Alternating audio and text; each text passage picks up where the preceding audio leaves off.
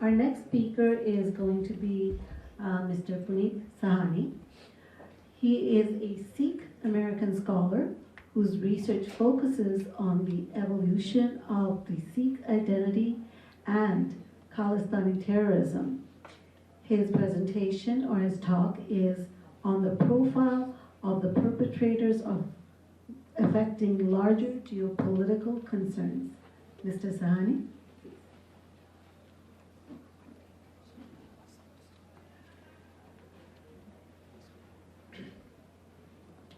Namaste, Jai Bharati. So we are here because there is a surge of attacks on Hindu temples across North America, and my case here is that this is not just something that should concern like 1% of Hindus in America. It affects and it should be of concern to 100% of Americans, because this is a very serious national security threat. And it is coming from the abuse of the asylum laws. And again, like my background is actually in computer science, and I may take you to a thing that like it's kind of there, but I hope I can help because I argue for the first principles, and I'll provide you evidence of. Hello, is it better now? Yeah. Okay. So let's take an example, just the presentation before me, she was going to 2023, but there was an attack pretty close to where I live in New York City on Queens. It was the day after the Indian Independence Day on Tulsi Mandir. And the guys were actually caught on CCTV camera, and the congressperson of that locality, her name is Jennifer Rajkumar, and she said, oh, we are gonna take these people and we are gonna file, like hate crimes. Now this is actually very interesting, and it's actually very, very important. See, the thing is, in America, if you charge somebody for a hate crime, they can go as much as for 20 years. But if you say, like, they did some political protest, you don't even get a slap on the wrist. And I know this is the argument that they would take. So I presented to Jennifer Rajkumar all the evidence that I had. So, to give you a perspective how dangerous these Khalistanis are. So in just that area of New York City, Queens, where this happens, which is kind of like their heart and center. So I gave her like 1994, 1996, 2011, so many reportages that are covered in New York Times. So, and now, at that time there was not any, online edition, it was only print edition. So this one small area of Gurdwara was repeatedly making, and Indians as a whole are about 1% of the US population. So how much would be the Sikhs? Maximum 25%. And they are spread all across the United States. The first ones came to the Pacific coast. So I just said, these people are attacking. And if you see all the victims, and these are just where somebody has died of violence. There are so many where the police could not find out what happened. There was like somebody who died, somebody who got burned, something got fired.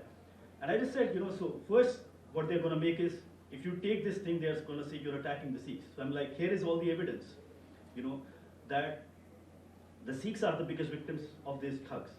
And the second case they are going to make is, we did some political protest. And I said, why it is so important, and again, when I talk about national security, so when we talk about national security and terrorism, the very first thing that will come to the mind of people is 9/11, right? And that was the greatest act of aviation terror in the world, and it still is. If you go before that, what was the greatest act of aviation terror? Some of you may know it was actually the Khalistanis bombed, the plane, a civil airliner in 1985, out of Canada, and in that 329 people died, and more than 80 of them were kids under the age of 12. Now, if you may have a question, why did the Khalistanis from Canada bomb this plane? Why didn't they bomb from America? You see, the community here is bigger, and in many ways, it's easier to get weapons here than in Canada. So I tell you something very poignant, it's very interesting. In 1985, just when the Canadians were, planning to bomb the civil airline, at the very same time, they were trying to do something very similar in America. But the Canadians dropped the ball. They had like a mountain of evidence, and there is a great journalist by the name of Terry Molesky. He has also written a book called Blood for Blood that goes into this tragedy. So they had a mountain of credible intelligence, but they did not set the deterrent they allow this terrorist to take advantage, which an open society allows, to undermine that system. And so they didn't do it. But the Americans were very proactive. So for example, there was a guy, his name was Gurpratap Singh Birk. So at the very same time, he was trying to do the same. He didn't do it. So he was trying to get weapons to kill the Prime Minister of India at the time, Rajiv Gandhi. So FBI caught him. There was an FBI undercover agent who said, okay, I'm going to provide. He never actually got hold of the weapons. He just wanted to try to get weapons to kill him. FBI sent him to prison, this Gurpratap Singh Birk, for 17 years. And that basically set an effective deterrent. And once you actually do that, you are safe because it's simple criminality and terrorism. You have to make it more expensive for the terrorists to not do, what they want to do. And I told Jennifer that you do that, this is 2022. You are going to make, Canada out of the United States. And, this is what will happen. And again, maybe because of Khalistani pressure and, maybe she was misled. She dropped the ball, and this is exactly what has happened. And, they were showing, like, for example, when they defaced these temples, there is written Bhindanwala Zinandbad. So who is this Bhindanwala? So again, what is they are exactly like the Muslim Brotherhood. So the thing is, when they talk in English, they infiltrate the institutions of open societies. And if you hear they talk about freedom of speech and, we want democratic rights and all this nonsense. But it's very interesting what they actually, when they speak to their own audience, because then the veneer drops. So, memory also does for, these jihadis in the Middle East. And what, I also and my team have started doing is basically transcribing what this Khalistanis actually say to their audience. So this Bhindanwala, and this is before anything of 84 happened, the tragic events. So Bhindanwala says from an open stage, like, police had impounded his bus. And he challenges the police, like, if you don't release my bus on this day by 5 p.m., I will kill 5,000 Hindus in 1 hour. So what does Hindus have to do with the bus?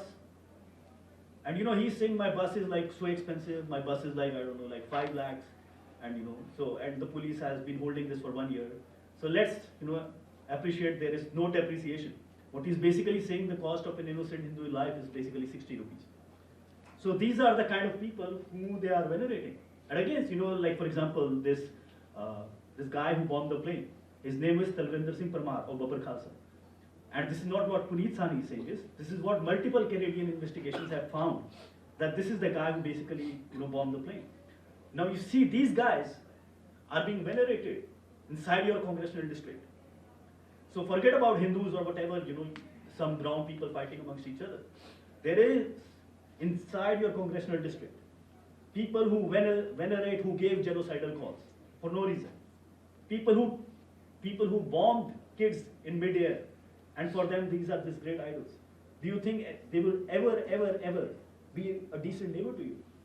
So this is a threat that is festering inside you.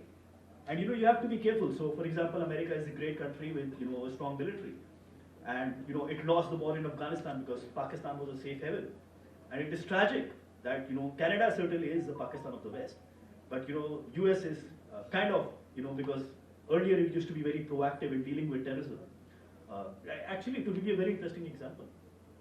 So this Khalistani terrorists, they bombed the plane in 1985. And they found out the organization who did that was Babbar Khalsa. Babbar Khalsa was not banned in Canada till 2002. You know why? Because they didn't give a damn. Actually, when 9/11 happened, then Americans got serious. And they started asking all the countries that you have to now act. Then Canada said, oh, okay, all right, maybe we should ban these people who have basically bombed the plane. And they were not just allowed to operate. Till 2002, they were a charity.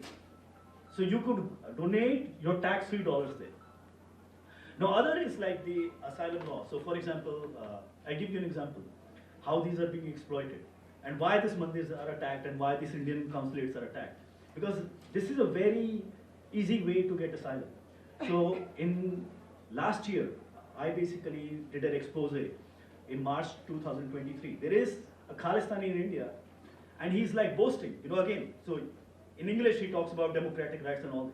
In Punjabi, when he's talking to this audience, he's like, yeah, I charge money and there is a fixed price, and you give me the money and I will give you the letter that you are suffering from persecution and you will get asylum.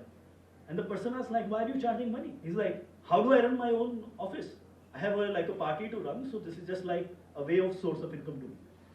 And then, thankfully, the Daily Mail in the UK, 3 months after that, they did an expose of the same thing. And so they get like an undercover, person who says he wants to file an asylum. And there is also one Sri Lankan, but most of them are Pakistani. And the lawyer is caught on camera, and he says, I don't care who you are. Doesn't matter if you sympathize with Khalistani or not. You just say you are Khalistani. And you say, you are being tortured and you are being persecuted and you were sexually tortured and now you cannot be married and you have like suicidal thoughts, and we'll get you the asylum. And thankfully this became a news, and the Prime Minister of UK, Rishi Sunak, he took this up. And after that, a few months after that, now India is in the safe list. Safe list means you can't basically apply for religious persecution asylum from India. And if you see that once they did it, the cases, this attacks on temples and attack on consulates have dropped, because like it's a crime, it's an industry. So you see like what are the incentives and what are the costs. So now there's maybe some cost, but the incentives to do this kind of things have kind of dropped. But in US it's not. So I just I recommend you to follow my Twitter account. A lot of people think, and I'm sorry if I'm not. On February 28, they are just like how they valorize mass murderers. So there was a guy who was one of the most dreaded terrorists, responsible for thousands of deaths. His name was Gurbachan Singh Manochar. And they said, this great religious warrior had died, and we would commemorate him. And I basically just took out, he died in 1983. I gave reportage. It's not opinion, it's reportage. So few months before he died, the India Today did a reportage, and it is sexual terrorism in Punjab. How these Khalistanis would basically abduct women, and they would abduct Sikh women and rape them.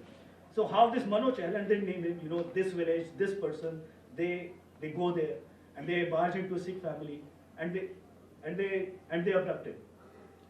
And so that is one. And I also showed like footage when he died, his village, and that's 100% Sikh. They are celebrating as if it's Diwali. So this mass murderer, when he dies, his village is celebrated Diwali, and he would abduct and rape women. They are saying this is the Sikh Research Institute. They publish he's a great martyr, and based on that, they are changing. So I think I took too much time. Thank you very much.